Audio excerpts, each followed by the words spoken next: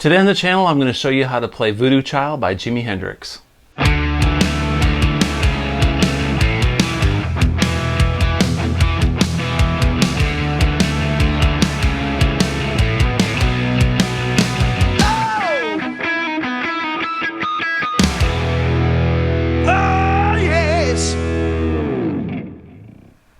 Hey everybody, welcome back to the channel. Before we get started with a guitar lesson, I wanted to let you know that I'm using this EHX Cockfight Plus Crybaby pedal, or wah pedal.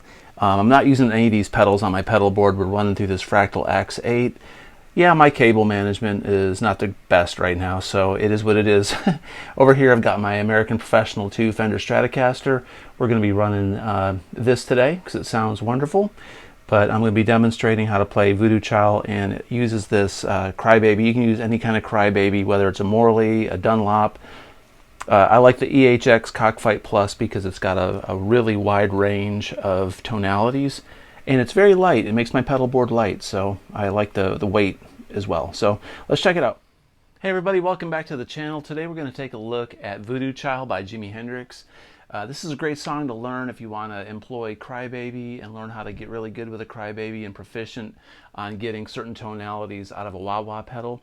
It's also great if you want to deep dive into what makes a lot of 60s and 70s rock sound so cool, and it lends itself well to a lot of today's modern rock, a lot of the hipster rock, a lot of the alternative stuff, a lot of the heavier rock of today. So Crybaby Skills and some of these chord voicings will come in handy for you. And plus they're fun to learn, and if you're a Hendrix fan, this is something you got to know how to play. So first of all, let's talk about the Crybaby, okay? Before we get into the song, let's talk about Crybaby Skills. So you can't see them on camera right now, but what I'm doing is I'm pressing my Crybaby. My Crybaby is on. So with a Crybaby engaged, when you have it all the way up, it sounds like, if you hit a chord, it sounds like this. Then as you press it down, you get that sound. Basically all it is a tone knob. It's like taking your tone on your guitar, and let me turn the Crybaby off. All right, and you can go.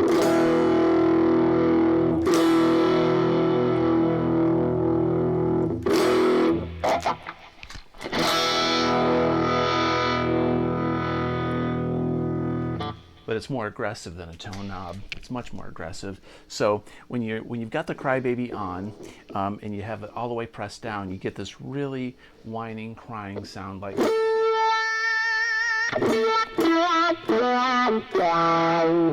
very Kirk Hammett, right?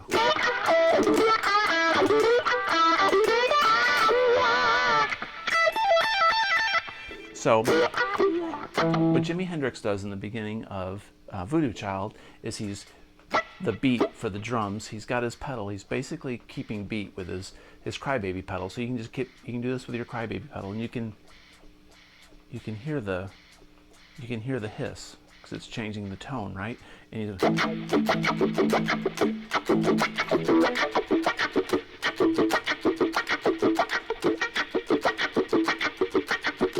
so all I'm doing is I'm taking my strings and I'm muting them, and I'm hitting the strings like this. All right, and I'm going to go with the beat of the song with a Crybaby.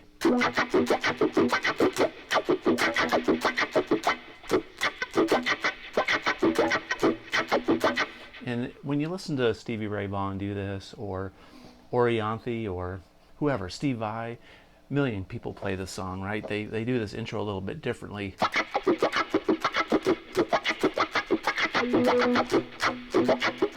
They just kind of come up with like really cool rhythms. All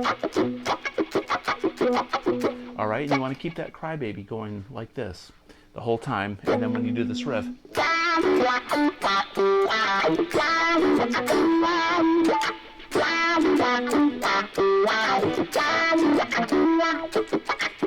so I'm doing this Crybaby beat the whole time. I'm keeping time with my Crybaby, my foot on that pedal.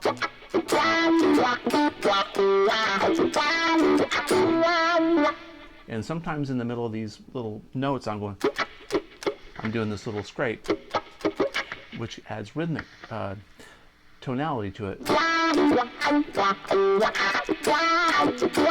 Now I'm in my bridge pickup of my Strat. You can also put this in the neck pickup and it sounds a little bit juicier, like.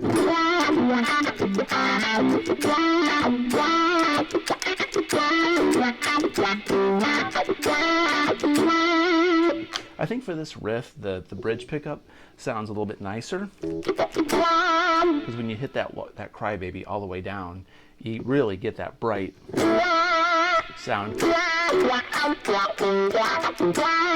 Now with my Fractal X8, I'm running a Sir Badger simulator, okay? And I've got delay, a little bit of delay, and a little bit of reverb set, because you want a little bit of ambience, right? You want it to sound like a concert hall. So on the Sir Badger, it's kind of gritty. It sounds like, you know, not a lot of distortion. You got to understand, Jimmy played through a plexi like this one behind me, and the plexi didn't have a ton of gain. So he used a fuzz face, and he drove a little bit of gain in front of the amp to give it that little bit of breakup. But the Crybaby also gives it a little bit more gain and a little bit more fuzz. So what I've got is my delay set at 365 milliseconds to the left, and I've got it set at 525 to the right. So it's a little bit of a stereo delay, and I've got a plate reverb set at about 11%. Nothing crazy, just enough there to let us hear it. But when you start playing notes, you don't want it to override those notes where it sounds muddy and murky, because you still want the clarity in the notes.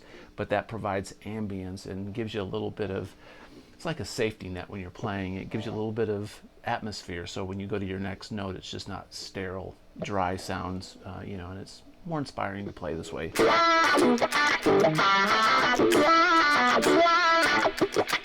Alright, so I'm just doing the beat like this. Now I'll show you this riff, okay? I'm going to take my Crybaby, I'm going to turn my Crybaby off for now, and I'm going to show you this lick. So this main lick in Voodoo Child goes.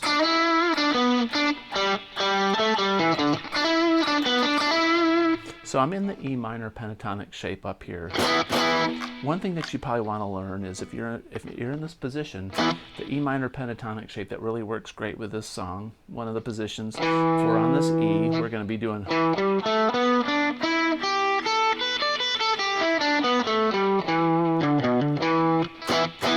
So it's just like this one up here. Except we're going to start on this E, and then we're going to go. Then you can do the low E. All right? So this lick is an E minor pentatonic lick. So we're going from this D to an E on the G string. It's from the 7th to the 9th. We're going to hammer on. So we're going to do this. So it's a hammer on, a release, and then 9 on the D. And then we're back up on the G on the 7th. And we're going to slide down here. So it's 5, 5, 7, 5, 7, 5 on the A. So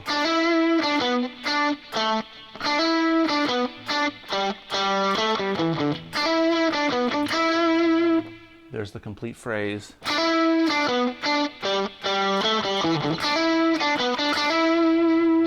Then you might go like that.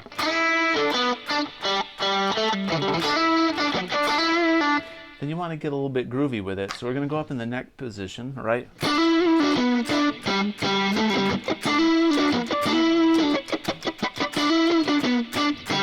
And what I'm doing is I'm not just hitting one note at a time.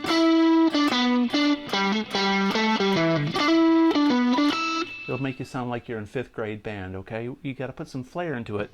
So I'm playing like a lot of these strings. Very SRV, very Jimi Hendrix. You mute all your strings with your other fingers that aren't playing notes. You're gonna rake in. So I've got my thumb up over the fretboard like this, without even thinking about it. I'm just doing that. And I've got my palm mute going on. And that's how I go into that 7 to 9.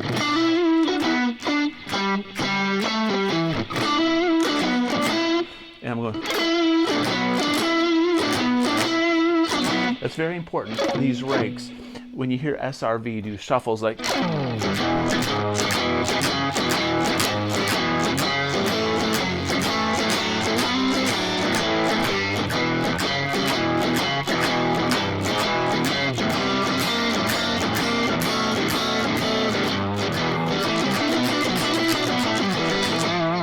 It's very prominent in that type of playing.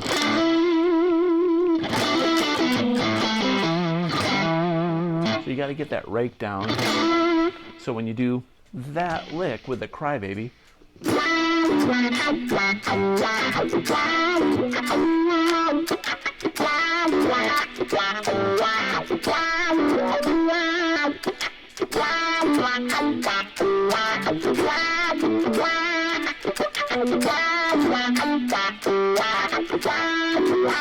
and then he's going to go. So what I'm doing there is I'm on the 12th fret, and I go wah wah down. So 14th fret, we're going to bend it up a whole step and release back down, and then go 12th fret, and then bring up the wah wah and down. So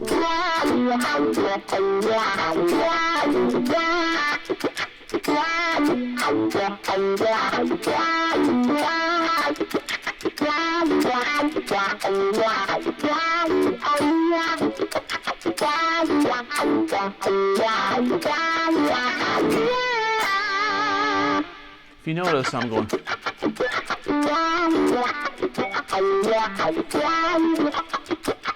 It's, you know, very smooth picking.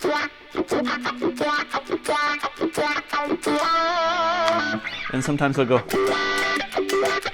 here up on the 12th fret, the last 3 strings. Okay, cool. And then we're going to go.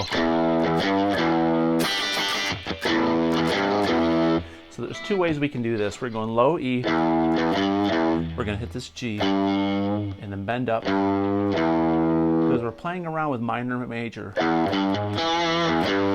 bends it almost up to a major 3rd. We're going to go back down to this low E. And then we go. What I'm doing there is I'm muting all my strings, and I'm playing the top 2 strings on the D and the G, like that.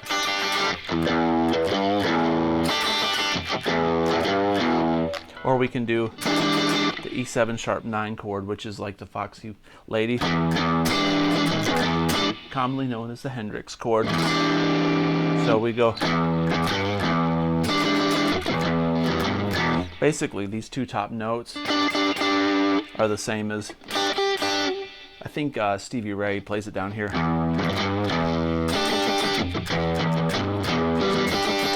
And then Hendrix, I think he does a lot of this in the neck pickup. Maybe bridge. Then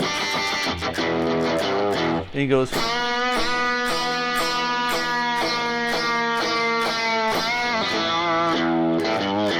Alright, so what I did there was I went.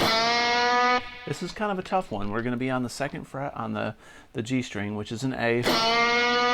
We're bending that all the way up to a B, because we're playing an E chord over that. So we're going to bend this A up to a B, which is the 5th of the E chord.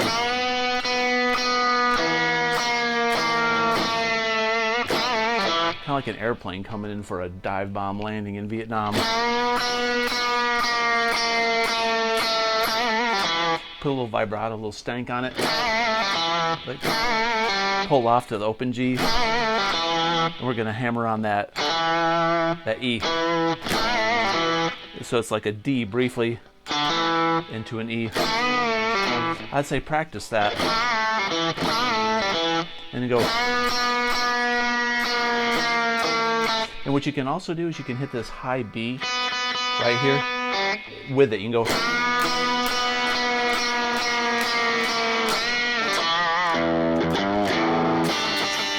And then sometimes Hendrix will take his, sounds like he takes his, he's in the bridge position, sounds like he takes this middle tone and brings it down and goes.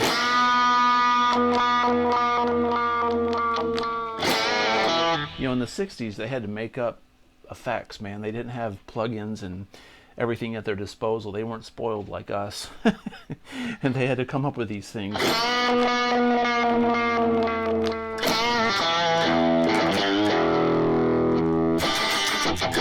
You can also add your Crybaby to it and do all the above. Go.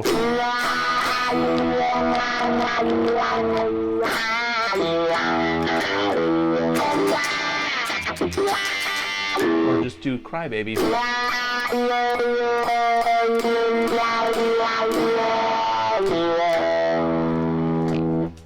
I kind of like the toggle switch.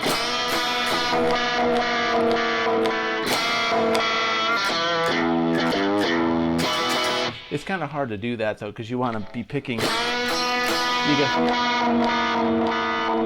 As you're doing the toggle switch, you kind of have to be letting this note down and descend at the same time. It's like chewing bubble gum and tapping your head and rubbing your belly at the same time.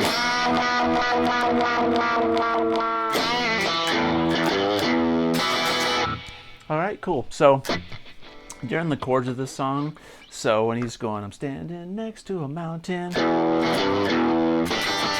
he's playing that riff right there. And then where he says, pick up the pieces, maybe raise a little sand. We're going to do a B minor, then an A with a C sharp on the bass. Maybe raise a little sand. So what I'm doing there is a B minor. It's basically a D with a B on the bass. And then an A chord with a C.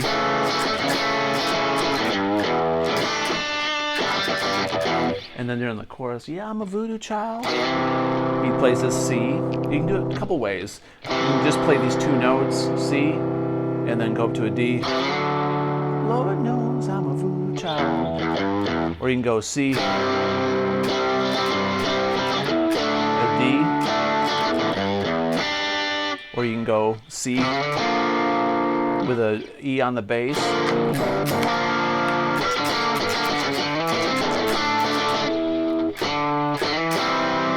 Lord knows I'm a voodoo child.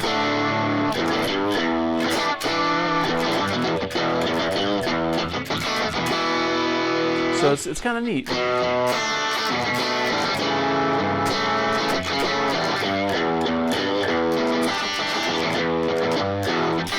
Of course,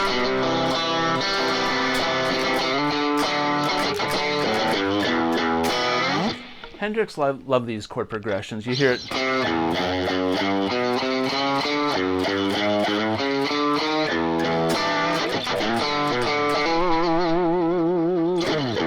A lot of Hendrix stuff has that stuff in it.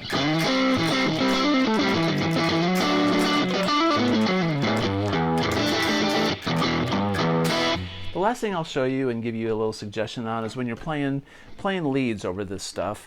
The E minor pentatonic is the same thing as the G major, and a lot of Hendrix songs he does like this open E, and the pattern, I'll put it on the screen, is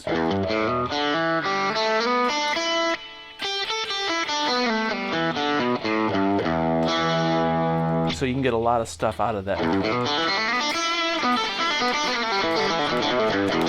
When you see people go, they're basically doing that pentatonic riff. So in slow motion, what I'm doing is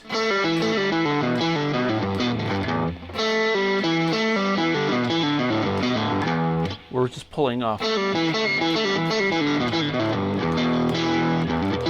And you always go down to this E, then octave, all right? And you can go, you gotta play around with.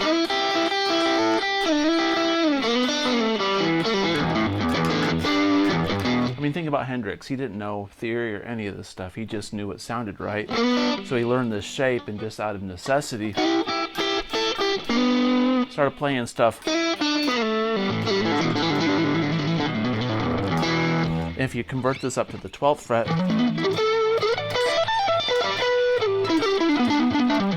that's when you get into like when Eric Johnson really got crazy with it. He starts doing.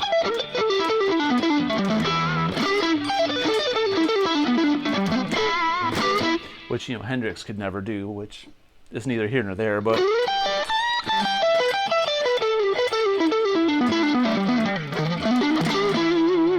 so it's that same scale, but up, starting on the 12th fret. And then I showed you the one earlier where it's E's there. right there. It lends itself well to stuff like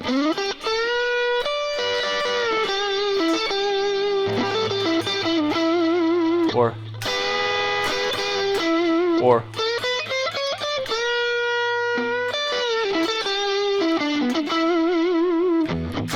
that position is great for that. So I would say play around in those pentatonic minor positions on this song. The last thing I'll say is when Hendrix likes to put major thirds on top of his chords, so when you play an A chord, put this major third on it sometimes and go. When you play a C chord, move that third up here.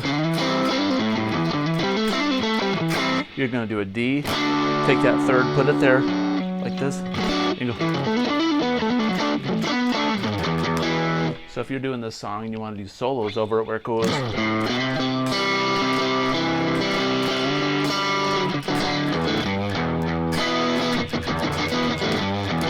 you can go.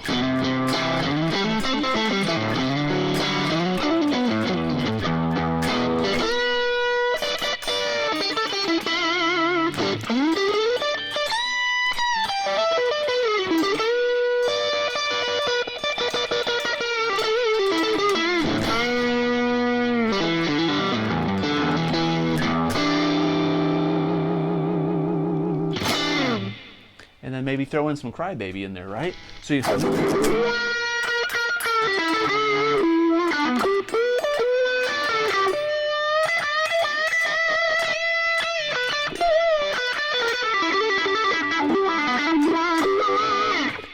just like Kirk Hammett, man.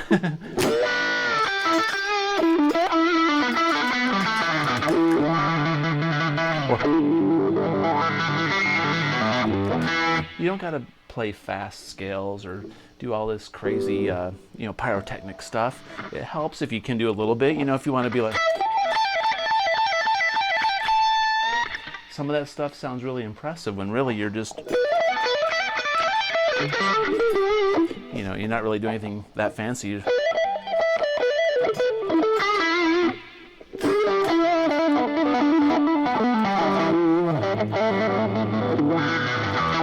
What makes it sound good is your soul, your personality, what you put into those notes, right? Not so much how fast you play it or how slow you play it. It's the feeling you put behind it. And that's what made Jimi Hendrix so amazing, and that's what made Stevie Ray Vaughan so amazing, and all these great players that play these killer pentatonic licks. And that's why so many players were inspired by Jimi Hendrix, because maybe Jimi Hendrix wasn't the most technical player, but he did this stuff first, and he opened the door for all of us to learn and grow and come up with this wonderful vocabulary that we're still using to this day and wearing out and learning. So I hope you enjoyed this lesson. Hope it was helpful. If you did, please consider subscribing, comment below, and as always, have a great day. Peace out.